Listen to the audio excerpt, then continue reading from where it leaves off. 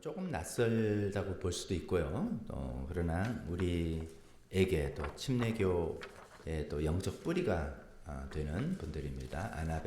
아나베프티스트라는 분들인데 거기 이제 지도자 역할했던 메노 시몬스라는 분의 생애 또 아나베프티스트 전체에 대해서 좀 한번 살펴보려고 합니다.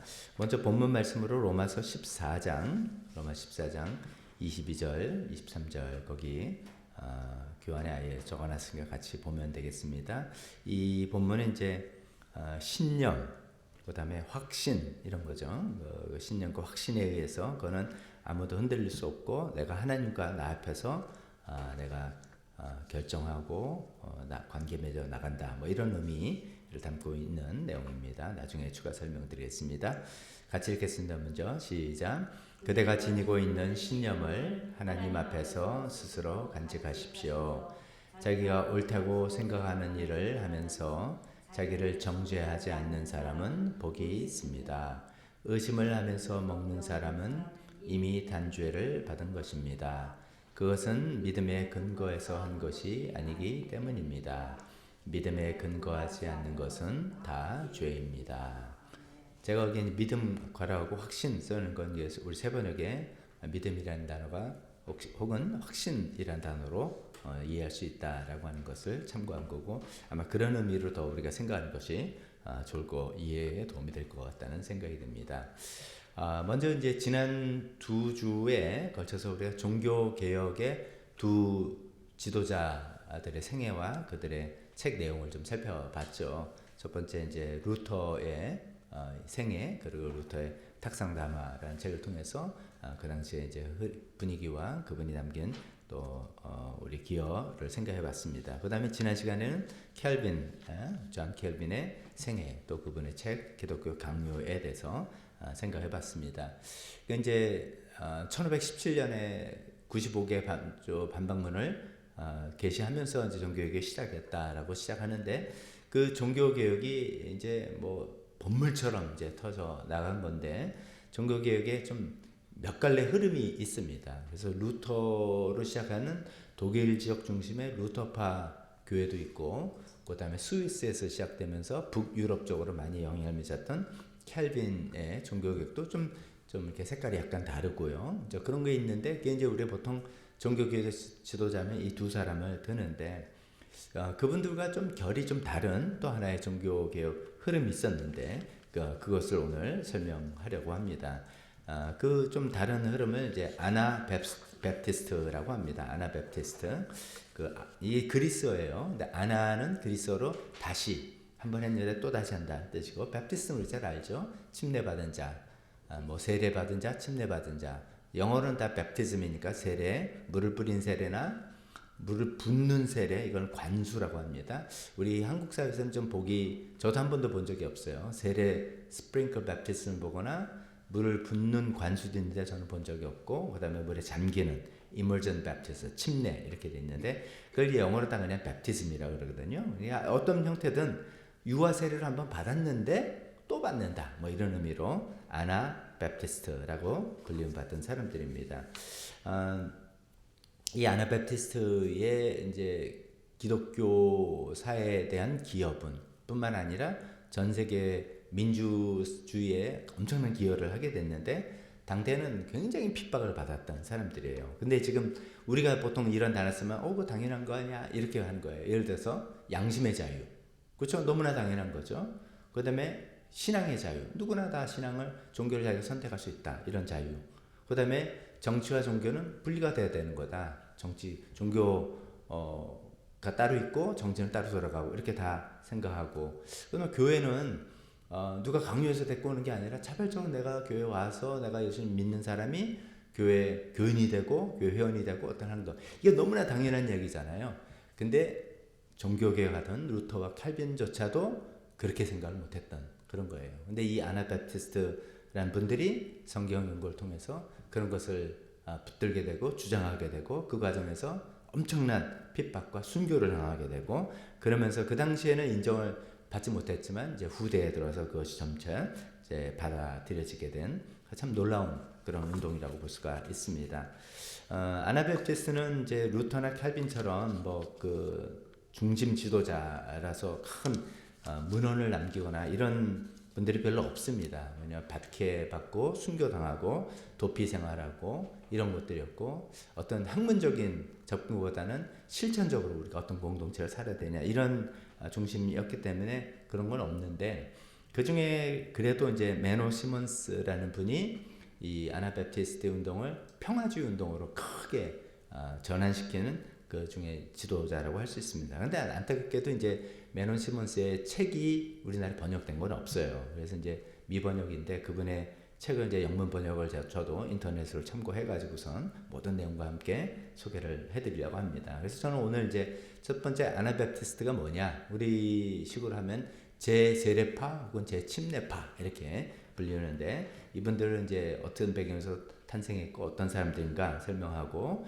두 번째는 그래도 주요 지도자라고 하는 메노 시몬스의 생애와 그 사람의 글 내용 설명하고, 세 번째로는 그 아나베프티스트의 순교를 많이 했다고 말씀드렸는데 그들의 순교에 관한 기록을 중에서 이제 잘 알려진 거 한 두 가지 정도를 소개하는 그런 식으로 진행하도록 하겠습니다. 먼저 이제 아나베프티스트가 어떻게 등장했는지 설명을 해야 될 텐데, 그 1번 아나베프티스트 등장이었는데 가로 1번에 쯔빙글리라는 사람이 나옵니다.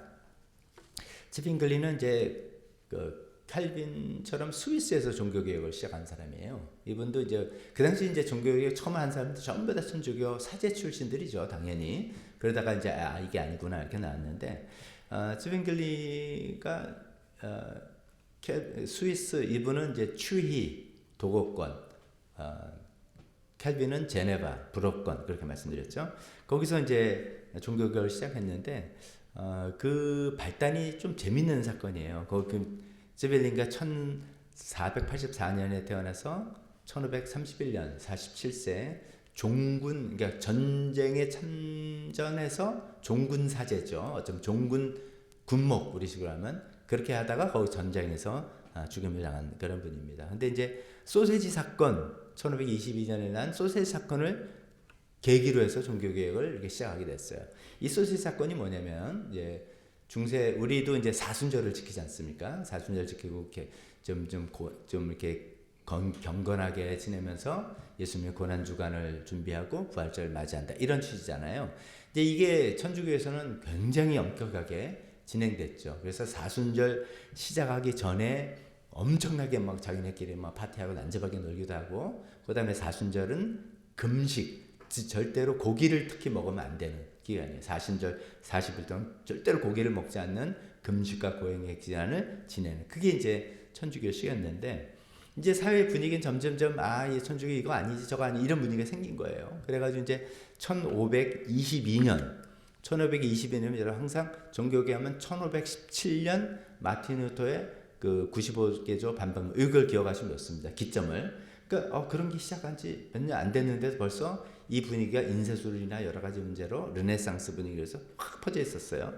1522년 사순절에 이 추리에서 그 출판업자 등등 몇몇 사람들, 좀 깨어있는 사람들이란 뜻이에요. 출판업 등에서 인쇄술을 많이 보니까 이 사람들이 약간 의도적으로 소세지를 먹었어요. 그 육식이잖아요. 소세지를 약간 이제 반발의 의미로 소세지를 확 먹었어요. 사순절 중한 식사 기간에. 근데 그게 이제 당연히 그 사회에서 파장을 일으키게 됐죠. 그래서 이제 그들이 잘못했다 어떻게 했다 말이 나왔는데, 그 당시 이제 천주교 사제로만 있던 쯔빙글리라는 사람이 그거를 지지해 준 거예요. 성경에는 육식을 먹지 말라는 그런 구절이 없다. 어디 그런 구절이 있냐?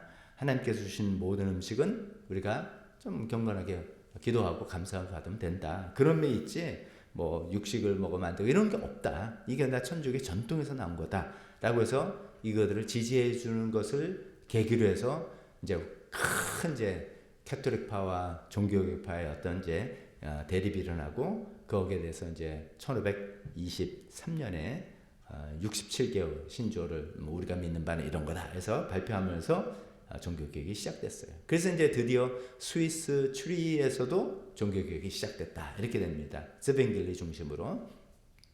자, 그런데 이제 아나베프티스는 어떻게 등장했냐면, 이 쯔빙글리를 중심으로 막 동조하는 사람들이 와서 이제 그러면 이제 우리가 성경으로 돌아가자 그런 움직임이잖아요. 성경을 막 연구해 보는 거예요. 성경 연구하다 보면은 이거 성경이 없는데, 이거 성경 없는데 이런 것들이 굉장히 많았어요. 당대 이제 에피소드 중에 하나는 성당에 가면은 그 음악적인 분위기를 만들기 위해서 주로 어떤 악기를 씁니까? 파이프 오르간 굉장히 많이 쓰잖아요.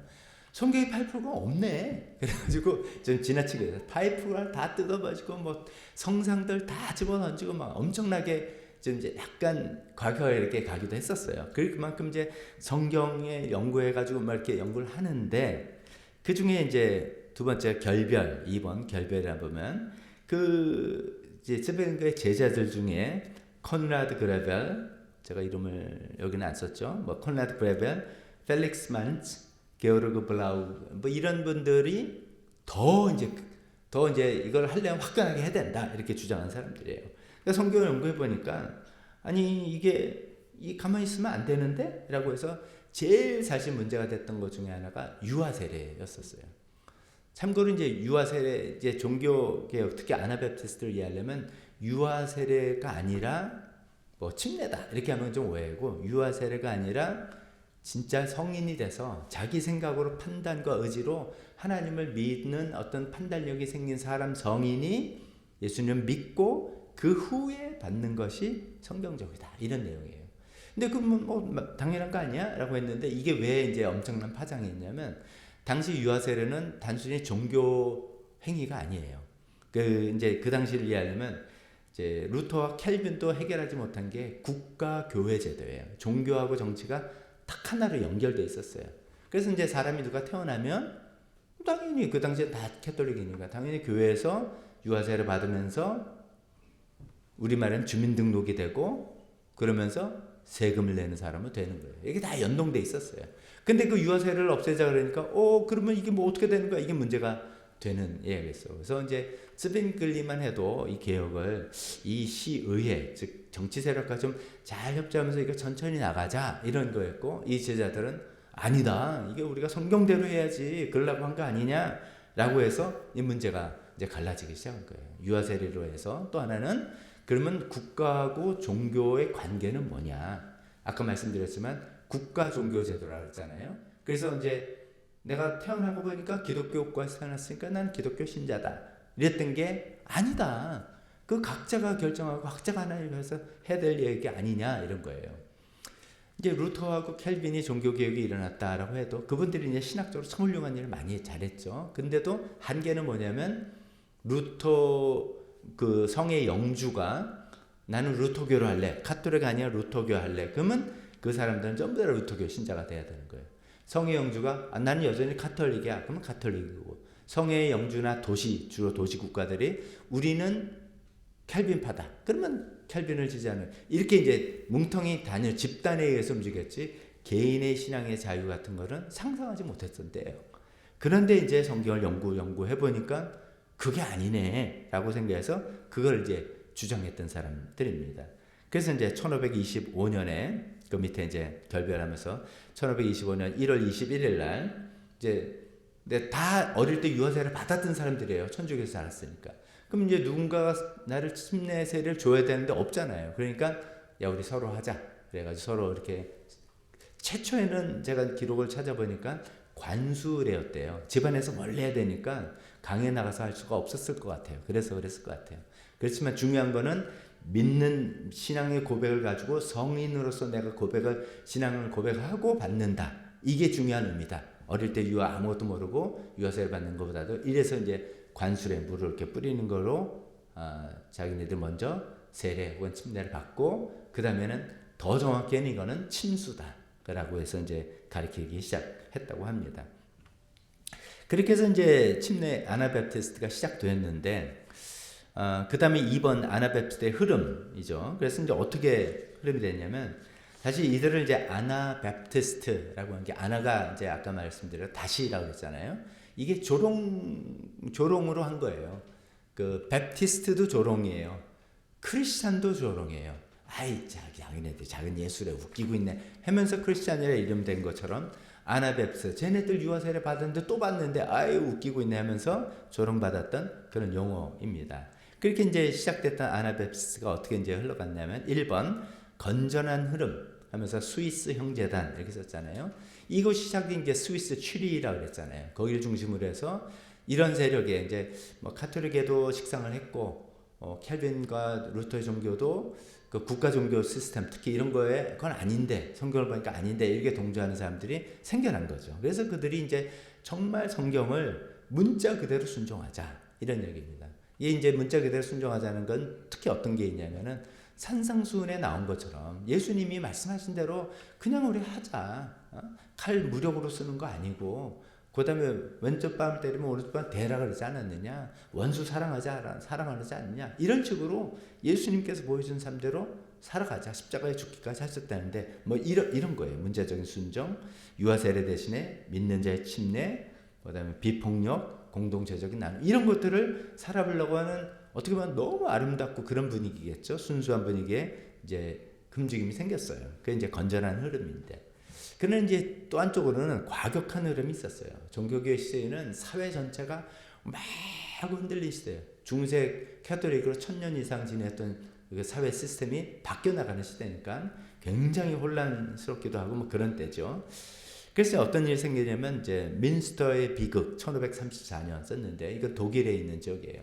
그 독일의 민스터에서 이제 그 아나베프티스 중에 이제 이렇게 건전한 흐름도 있지만 뭔가 좀 사회 불만 있고 좀 과격하게 방법론적으로 혁명적 이런 이제 그룹들이 좀 있었어요. 그 사람들이 이제 민스터를 장악해서 여기는 뭐 좀 여러 가지 뭐 신기한 일도 막 생기고 막 그래서 이제 이들이 종말론적인 천년왕국을 붙드는 거예요. 그래서 이 민스터가 성경에 나온 그 새 예루살렘이다. 막 이렇게 생각한 거예요. 그래서 여기서 이제 뭐 어떤 이제 정치 집단을 만들고 그 안에서는 또 뭐 아주 뭐 끔찍하고 뭐 말로 다 설명해서 그런 일이 생기면 뭐 엄청난 이상한 사건들이 생긴 거예요. 근데 그러니까 그 민스터를 가만둘 수 없으니까 이제 주류 세력은 캐톨릭이니까 천주교에서 군대를 보내서 거기를 또 공격하고 해서 거기 있는 사람이 거의 이제 몰살해서 뭐 수백 수천만 명이 죽음을 당하는 그런 끔찍한 사건이 생긴 거예요.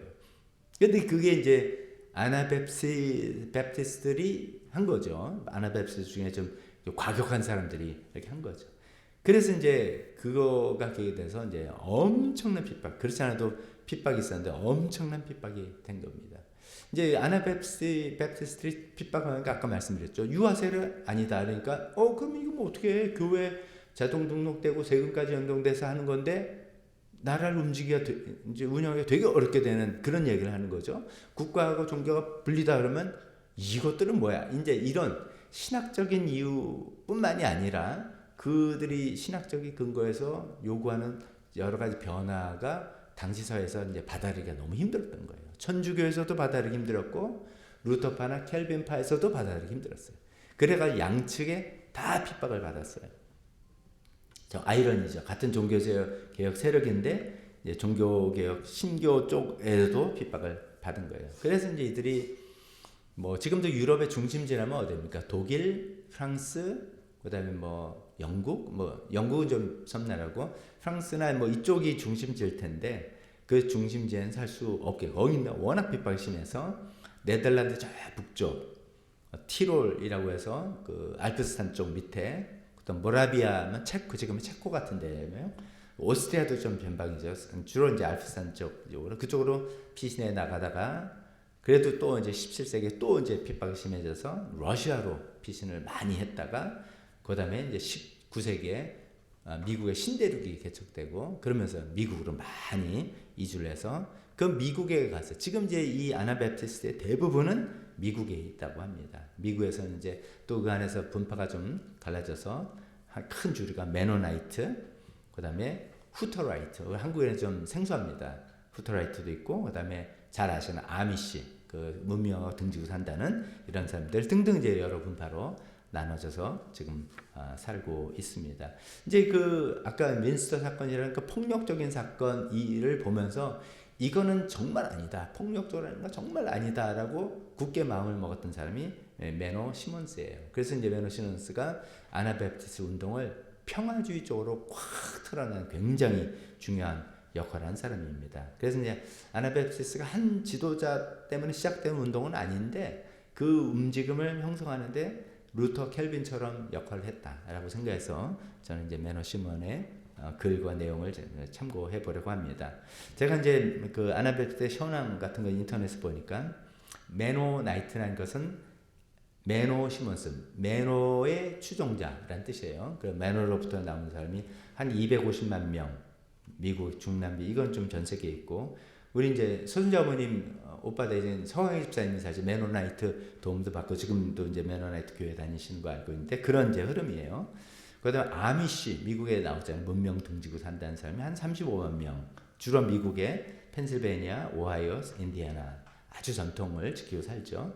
그다음에 이제 조금 생소할 수 있는데 후터라이트라는 분들이 있어요. 후터파라고도 하는데 한 6만 명쯤 되는데 캐나다, 미국 이분들은 소유 공동체로 살아가는 그런 분들입니다. 그 후터라이트 중에 브루더호프라는 또 분파가 있어요. 브루더호프 조금 들어보신 분이 있을지도 모르겠어요. 그분들도 공동소유, 공동노동, 기도중심 공동체, 뭐 어떻게 보면 참 공동체로서 신앙을 순수하게 살아보려고 애쓰는 그런 분들이라고 이해하면 좋겠습니다. 근데 숫자는 그렇게 많지 않죠. 다 합쳐서 뭐 300만도 현재 되지 않는 작은 그룹인데 이 그룹들이 미친 그 세계 기독교사 또 세계 그 정치 제도에 큰 기여를 했다는 겁니다. 3번 아나베프티스의 기여가 뭐냐?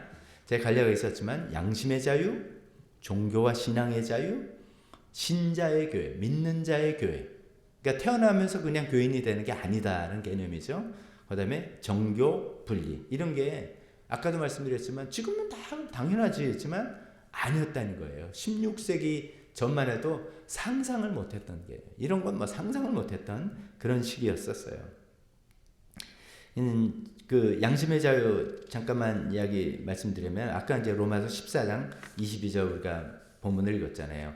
그대가 지니고 있는 신념을 하나님 앞에서 스스로 간직하. 이게 이런 말씀에서 이제 연구에 나온 거예요. 아니 하나님 앞에서 나의 신념을 가지고 하나님과 관계하는 거네.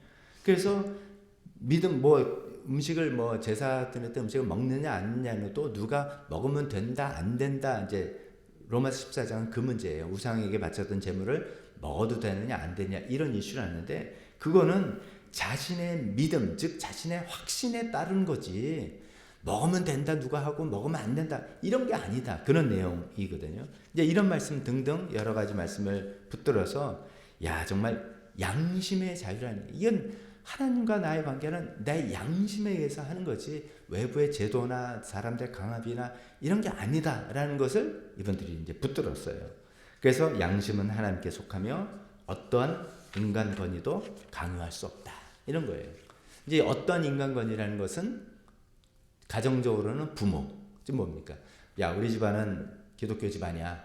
넌 당연히 기독교 교인이야. 그래서 어릴 때 유아세례를 시작해서 교회 나고 교회 안 나오면 생활비 안 주고 집안을 쫓아내고 예를 들어서 막 이렇게 하면 이제 부모의 권위로 신앙 양심을 어쩌면 강요하는 그렇게 될 수도 있는 거겠죠. 그다음에 교회에서 옛날에 이제 교회 제도라는 시스템 안에서 당연히 어떻게 해야 된다라든지 국가 아까 말씀드린 거 태어나 보니까 기독교 국가야. 그러니까 너는 기독교인이야. 이렇게 강요할 수 없다는 그런 내용이죠. 그 이제 양심의 자유에서 더 나가면 신앙의 자유가 되는 것이고 거기 더 나면 교회는 교회로 정확하면 그건 신자의 교회. 교회는 그냥 뭐 이렇게 되는 게 아니라 유아세례를 어릴 때부터 그냥 기독교 집안에서 자란 사람들 통해서 하는 게 아니라 자기가 예수님을 자기의 의지로 자기 양심에서 믿고 따르겠다고 결심한 사람들이 침례받고 들어오는 게 교회야. 그게 신자의 교회야 라고 하는 그런 것들이죠. 그 더 나가서 정치는 정치의 영역이 있고 교회는 교회의 영역이 있다라고 해서 분리하는 이런 것들. 이게 이제 지금은 뭐 제가 또 그러니까 미국이 이제 전 세계적으로 지금 영향력이 있는 국가잖아요. 그중에 미국의 헌법이 굉장히 그 중요한 영향을 미치는 사회인데 미국 수정헌법 1조가 있습니다. 처음에 이제 독립하면서 헌법을 만들었는데 그거를 이제 비준하기 전에 뭐 내용이 좀 빠졌다 해서 몇 가지 이제 수정 조항으로 집어넣은 건데 수정헌법 1조가 종교의 자유예요. 국가가 종교를 관장할 수 없다. 이게 획기적인 겁니다. 왜냐하면 국가 단위에서 그걸 헌법으로 만든 게 미국이 최초예요. 그 전만 해도 왜 우리가 흔히 미국은 이제 종교의 자유를 얻어 신대륙으로 찾아간 청교도로부터 시작됐다라고 하지만 일부 사람들이고요. 그 다음에 영국에서 많이 갔는데 영국 사람들은 전부 다 성공의 종교, 국가 종교를 갖고 있던 사람들이겠죠. 그러니까 그 지역적으로 되는 데도 있고 안 되는 데도 있고 그랬는데 미국이 독립하면서 이 수정 헌법 1조를 통해서 종교의 자유가 헌법적으로 보장된 최초의 국가인 거군요. 이런 이제 사상들이 어디서 왔는가? 따지고 보면 이 아나베프티스트 통해서 왔다는 그런 거죠. 그래서 엄청난 세계적인 기여를 한 분들입니다. 자, 그러면 이제 4번 좀 더 들어가서 매너 시몬스의 생애와 그분의 글 한번 읽어보겠습니다. 1496년에 네덜란드에서 태어났어요. 지금 암스테르담의 약간 북쪽 지역에서 태어났는데 시대적으로는 이제 이분이 루터보다는 한 13년 뒤고 오히려 존 칼빈보다는 13년 앞이에요. 이제 그 당시에 동시다발적으로 이런 것들이 일어났다는 그런 뜻이죠. 이제 1524년 뭐 카톨릭 사제로 서품을 받고 활동을 했어요. 근데 이제 그 당시 카톨릭 사제는 그 당시입니다. 지금은 아닙니다. 그 당시에는 카톨릭 사제가 성경을 읽고 연구하는 게 아니라 라틴어 예식서를 주로 읽어요. 그러니까 뭐 할 때 신도 찾아오면 뭐 이렇게 미사할 때 어떤 어떤 말을 하는 그런 것들 있잖아요. 그런 건데 특히 라틴어로 된 라틴어 예식서를 주로 하지 정작 자기는 카톨릭 신부로 수련을 받으면서 성경을 제대로 읽어본 적이 없다라고 나중에 고백을 할 정도예요. 그래서 어떻게든 이제 카톨릭 신부가 되면서도 자기 마음속에 이게 좀 찜찜한 것이 여러 가지 있었어요. 그래서 결국은 40살 되는 1536년에 카톨릭과 결별했어요. 이때는 이미 이제 종교개혁도 막 시작되는 분위기도 있으니까 그런 도움을 받았겠죠. 3가지 계기가 있었다고 합니다. 첫 번째는 화채설이래야 되는 의미입니다. 화채설은 뭐냐면은 성찬식을 할 때 우리가 성찬식을 할 때 이것은 그리스도의 몸입니다. 이건 그리스도의 피입니다. 저희가 이제 우리 교회에서 할 때 이거는 말은 용어는 그렇게 하지만 굉장히 상징성을 갖고 하죠. 근데 이제 캐톨릭에서는 뭐냐면 사제가 축사를 하고 난 다음에는 이게 진짜로 그리스도의 몸이 된다. 진짜로 그리스도의 피가 된다. 화채, 몸 될 화자, 몸으로 된다. 이렇게 이제 쭉 믿어왔어요. 근데 이제 시몬스는 자기가 이제 그렇게 배웠으면서도 이게 좀 확신이 없어서 믿어지지가 않는 거예요. 그래서 계속 찜찜하면서 하라고 하니까 하는 건데 그랬는데 어느 날 이제 루터가 종교를 이렇게 루터의 글을 읽다 보면서 깨달은 거예요. 루터가 이제 그런 얘기 했거든요. 이거는 성경 가르침이 아니다. 이건 캐톨릭 전통에서 나온 인간에 맞는 교리지 화채설은 아니다. 이런 내용을 듣고 내가 지금 잘못된 거를 하고 있었구나. 이제 깨달았어요. 또 하나는 이제 유아 세례에 대해서 자기 회의를 느낀 거예요. 이거는 본인이 그래서 이제 눈을 보고 내가 성경을 읽어야 되겠구나 생각해서 성경을 보니까 유아 세례가 없네. 이런 거예요. 다 한침내 세례 뭐 형식을 어떻게든 다 예수님을 믿고 그 다음에 받은 거네 이렇게 알게 된 거예요. 그래서 유아 세례도 인간의 전통이라는 걸 깨닫게 됐어요. 근데 눈을 또 띄어보니까 루터, 캘빈 저 사람들은 아직도 그거 하고 있네. 이건 또 아니지. 이런 마음까지도 이제 들게 된 거예요. 세 번째 이제 캐톨릭 결별한 계기는 아까 말씀드렸던 민스터 사건입니다. 그때 자기 동생이 거기서 죽었어요. 자기 동생뿐만 아니라 자기가 이제 그 천주교는 그 사목이라고 그러죠. 자기 담당 회중 중에서 많은 사람들이 거기 연루돼서 거기서 죽게 되는데 개인적인 끔찍한 아픔을 겪게 되면서 이 일이 대체 왜 이렇게 생겨났나 했더니 아까 말씀드린 국가 종교 제도 때문에 생긴 거다 이거예요. 그래서 이 국가 종교 제도인 카톨릭도 잘못됐고 국가 종교제는 틀렸다라고 생각을 하게 되면서 이제 이런 계기로 캐톨릭 사제에서 벗어나고 자기는 아나베프티스트라 해서 종교에서 분리되고 양심의 자유를 추구하고 아주 믿는 자들의 공동체를 추구하는 그런 교회의 지도자로 그 길을 가게 된 것입니다. 그래서 그 후에 이제 그 사람은 3번에 보면은 아나베프티스트의 지도자가 돼서 표현이 자발적 잠행 복음 전도자가 되었다 이렇게 썼어요. 복음 전도자라고 보통 하면은 에반젤리스트 하면은 한 곳에서 저 같은 담임 목회를 하는 사람과는 좀 달리 이것저것 다니면서 이제 복음을 전하는 그런 사람들이라고 이해하면 되고요. 잠행 숨어서 왜 숨어서요? 발견되면 핍박을 받으니까 실제로 제가 그 이분의 그 내용을 참고하면서 긁어보니까 매너 시몬스를 줬다가 이제 이 사람이 여기 며칠 있다가 이제 딴 데 갔는데 그게 나중에 알게 돼서 그를 숨겨줬다는 이유로 숨겨준 사람이 사형을 당했어요. 2번이나 그런 케이스가 있어요. 이제 이 사람은 요주 인물 뭐 이런 거죠.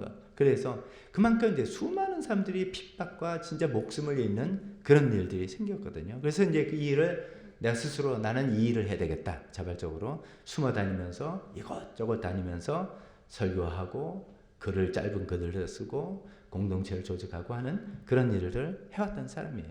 그러면서 이제 그 매너 시몬스의 어떤 리더십에서 그 민스터 같은 그런 급진적인 폭력적인 방향이 아니라 평화주의 방향, 매너니스트 방향으로 딱 자리 잡게 된 엄청난 역할을 한 사람이라고 말씀드리겠습니다. 자, 그 다음에 그러면 그분의 글을 좀 그런 내용을 살펴볼 수 있는 그 글을 좀 인용해서 읽어보고 그 다음에 마지막 순교 이야기로 진행하겠습니다. 뒷 페이지 넘겨보면 첫 번째 한 3가지 주제의 글을 소개하려고 합니다. 처음에 양심의 자유에 관한 글입니다. 눈으로 한번 따라와 주시기 바랍니다. 하나님께 속한 일은 인간이 강요할 수 없다. 강요된 신앙은 하나님께서 기뻐하시는 신앙이 아니다. 그분은 마음에서 우러러 나오는 자발적 믿음을 원하신다. 하나님이 그런 걸 원하신다는 거죠. 그러므로 우리는 사람의 명령 때문에 믿는 것이 아니라 성령께서 우리의 양심을 움직이시고 마음을 여실 때 믿어야 한다. 사람의 손은 육체를 묶을 수 있지만 오직 하나님만이 사람의 마음을 여실 수 있기 때문이다.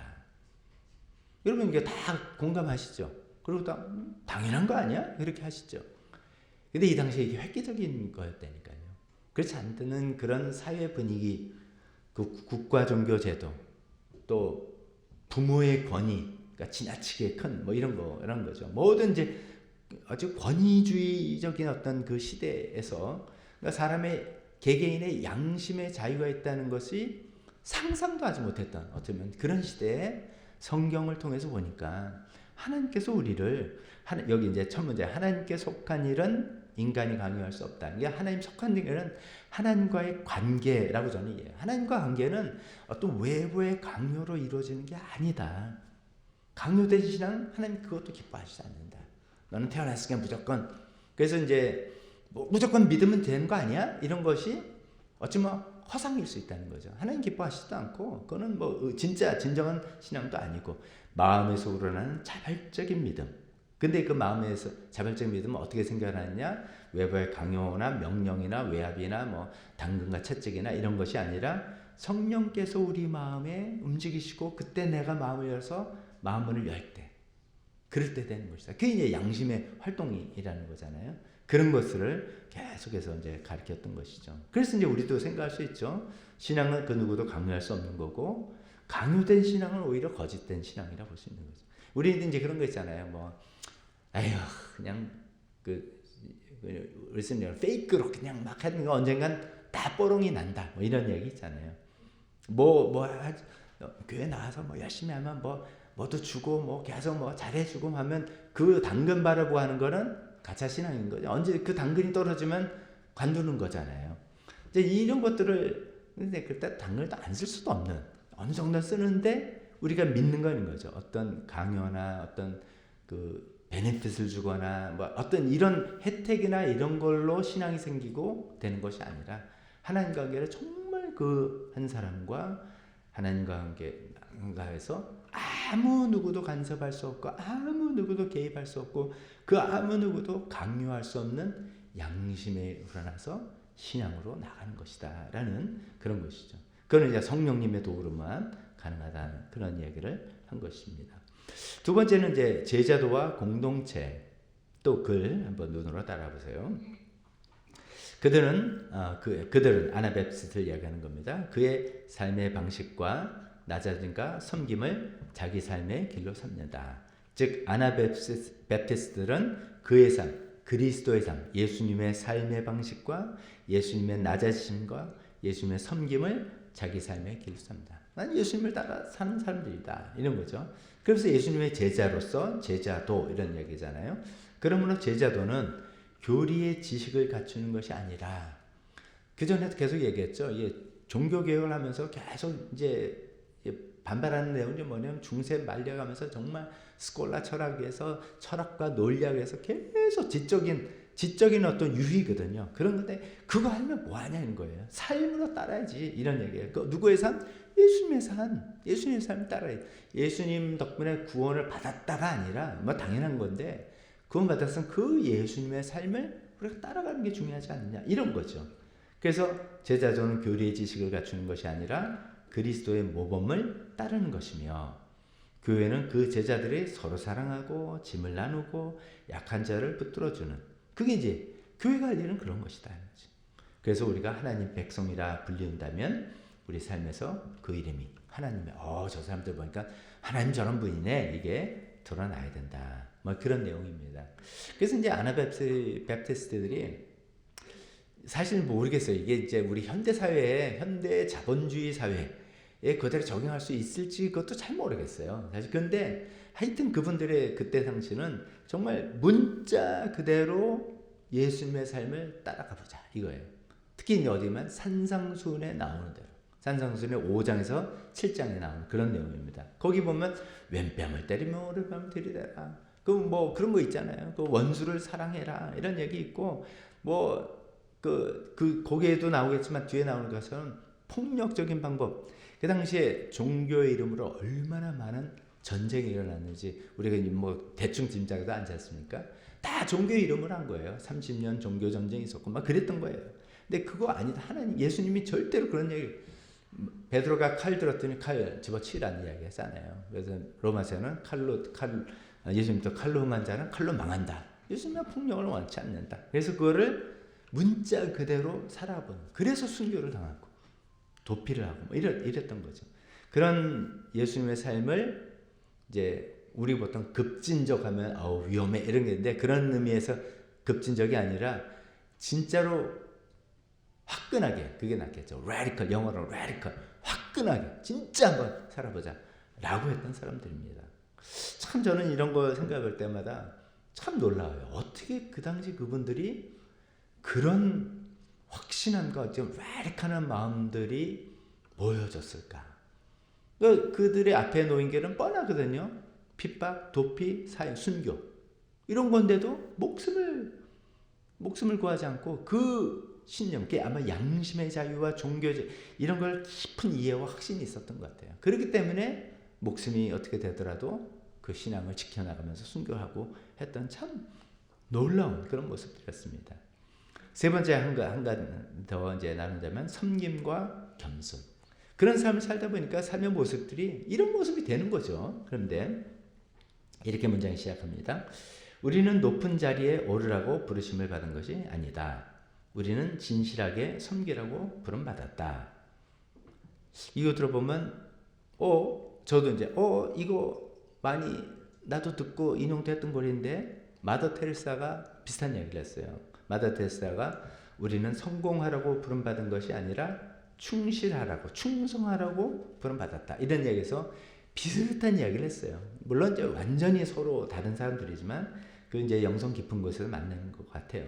높은 자리에 오르라고 즉 세상적으로 성공하라고 부름받은 게 아니라 진실하게 섬기라고 부름받았다. 그러면서 누가 앞서고 누가 뒤에 서는가가 중요한 것이 아니라 서로 사랑으로 섬기며 눈물과 기도로 서로를 붙들어주는 것이 중요하다. 그러면서 마지막으로 또 이런 얘기죠. 하나님께서는 우리의 성공을 보시는 것이 아니라 우리의 정직과 순종을 보신다. 이게 이제 아나베프티의 영성이에요.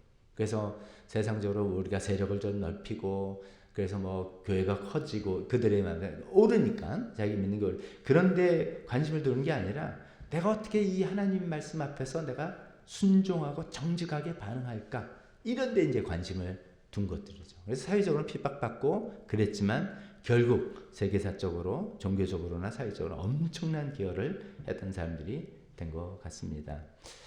자, 그럼 마지막으로 이제 6번 거기에 순교자의 거울이라는 책이에요. 이건 이제 아나베프티스트의 순교당한 이야기들을 모은 책이에요.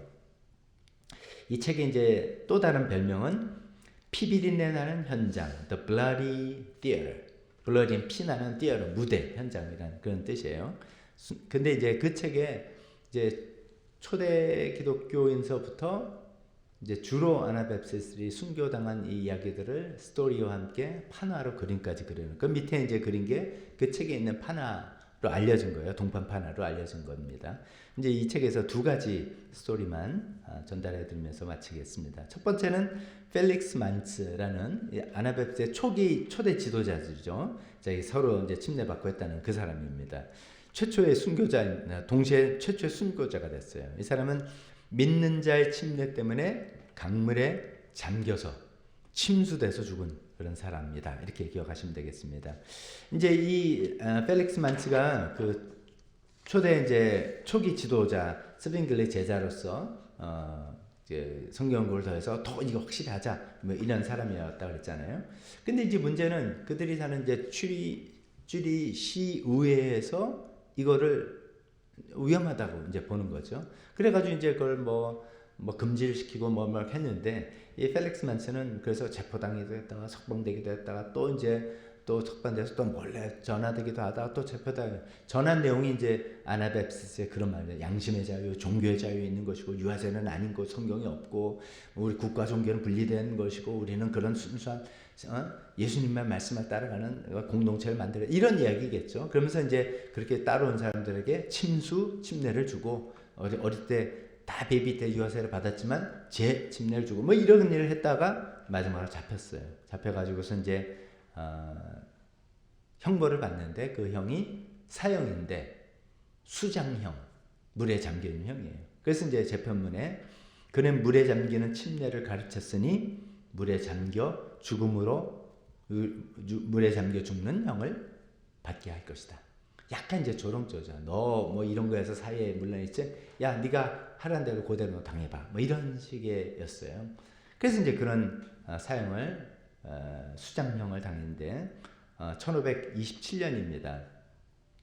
그러니까 추리에 저는 이제 이런 거 보니까 참 이런 면에서 이제 유럽 진짜 이런 면을 한번 가보고 싶다는 마음 점점 더 생기는데 추리에 우리나라는 서울에 한강이 있듯이 거기 있는 강이 리마트 강이라고 그러네요. 그 리마트 강 한가운데로 손이 지금 묶여가지고 폴대 같은 거 하나 묶고선 이제 그 강 가서 거기서 이제 빠뜨린 거예요. 빠뜨려서 못 나오게 빠뜨려서 죽인 거예요.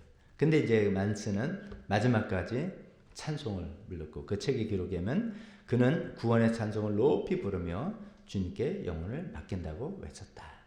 그리고 그 사형 장면을 이제 그 어머니와 형제들이 강둑에서 다 이제 이 공개 처형이잖아요. 보면서 이렇게 어머니가 외쳤대. 아들아, 믿음에 굳세게 서라. 주께서 너와 함께 하신다. 라고 이제 그렇게 했다. 그리고 이제 기록이 나왔습니다. 참 감동적인 그런 이야기죠. 마지막으로 알려줄 스토리는 디르크 빌렘스. 언제 태어난지 모르지만 죽은 연도가 확실한 그런 사람입니다. 이 아나바프티스트 이야기 중에 가장 유명한 스토리입니다. 그 밑에 이제 그림이 딱 이제 그 사람 그림인데 이 사람은 이제 어떻게 알려지면 자기 원수를 구하고 다시 붙잡혀서 죽임당한 사람이라고 알려진 스토리입니다. 이 사람 이제 네덜란드 사람이에요. 네덜란드 아나바프티스트였는데 이제 아나바프티스트라고 알려지면 그냥 체포당하고 핍박당하는 거예요. 그 당시에는. 그래서 몰래 숨어서 신앙생활하고 이런 거였는데 이 사람이 어떻게 하다가 체포됐어요. 체포돼서 감옥에 갇혔습니다. 거기서 이제 뭐 먹을 거 제대로 줬겠어요. 굶주림과 추위에 막 떨면서 막 고생을 하고 있는데 이 감옥이 뭔가 좀 부실했는지 창살이 이렇게 좀 구부려가지고 탈출을 했어요. 그래서 탈출해서 막 도망가니까 그 감옥 경비병들이 추격했겠죠. 자기 책임이니까 더 뭐 목숨을 걸고 추격했겠죠. 그러니까 이제 둘이 겨울이에요. 막 도망가는데 마침 이제 얼어붙은 호수 위로 막 이제 가로질러 도망가는 거예요.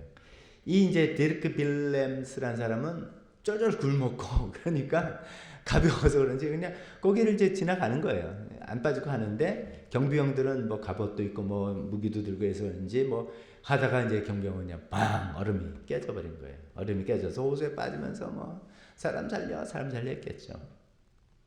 아니 그러면 우리 같으면 어떻게 해요? 아우 너무 잘됐다. 하나님 도우십니다 해가지고 도망가야 되는데 이 디르크라는 사람은 가만히 생각해보니까 예수님 말씀이 생각이 나는 거네. 이 원수를 사랑하라. 이만 양심에 걸리는 거예요. 그래서 돌아서서 그 얼음 틈에 경비병을 끄집어 살려줬어요. 살려줘. 근데 이제 경비병은 좀 양심이 있어서 그 사람은 가만히 있었는데 혼자가 아니라 뒤에 이제 따라온 다른 경비병들이 이제 디르크 사람을 체포하고, 아니 그렇지 않아도 감옥에 잡힌 놈이 탈주까지 해서 탈옥까지 했으니 더 중벌이죠. 그래서 며칠 후에 화형을 당했다고 합니다. 그래서 1569년도에 화형을 당하면서, 그러면서 마지막에 불기둥 앞에서 주여 이들에게 죄를 돌리지 마옵소서라고 마지막 말을 하면서 찬송을 하면서 화형을 당했다라는 그런 기록이 있습니다.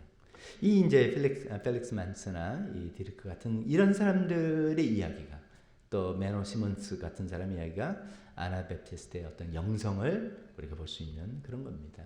침례교는 이제 굉장히 비슷한 부분들이 많아요. 이분들이 아나베프티스트가 이제 베프티스트된 거냐 그런 건 아닌데, 이분들의 영향을 네덜란드, 영국 이쪽으로 많이 영향을 받아가지고선 결국 이제 영국에서 침례교란 교단이 형성이 되고 있는데, 그 내용들을 보면은 굉장히 많은 것들이 침례교 안에 녹아져 있고, 또 우리 교회도 이런 거죠. 우리 교회도 그래서 그냥 아무나 올라오면 된다가 아니라 우리 꼭 예수님 믿고 침례 받고 회원이 된다라든지 그 등등 여러 가지 그런 것들이 이제 이런 데서 녹아져 있는 것이죠. 그래서 많이 우리가 도움을 받고 있는 내용들이다 말씀드리겠습니다. 결론 몇 가지 질문 던져보고 또 생각해 보시면 좋겠습니다. 이들이 양심의 자유, 신앙의 자유를 그렇게 붙들었는데, 자 그러면 나는 나의 양심과 신앙은 참 자유로운가? 이게 뭔가?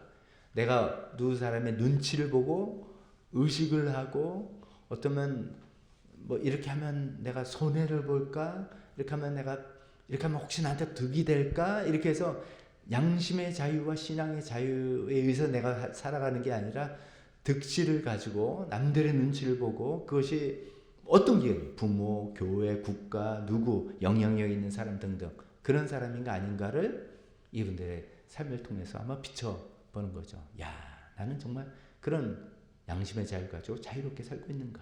내가 누구의 강요를 받고 사는 건 아닌가? 또 반대로 내가 누구를 강요하고 있는 건 아닌가? 이런 것도 살펴보았으면 좋겠습니다. 두 번째로는 나는 예수님의 삶을 따라가는 제자도의 삶을 살고 있는가?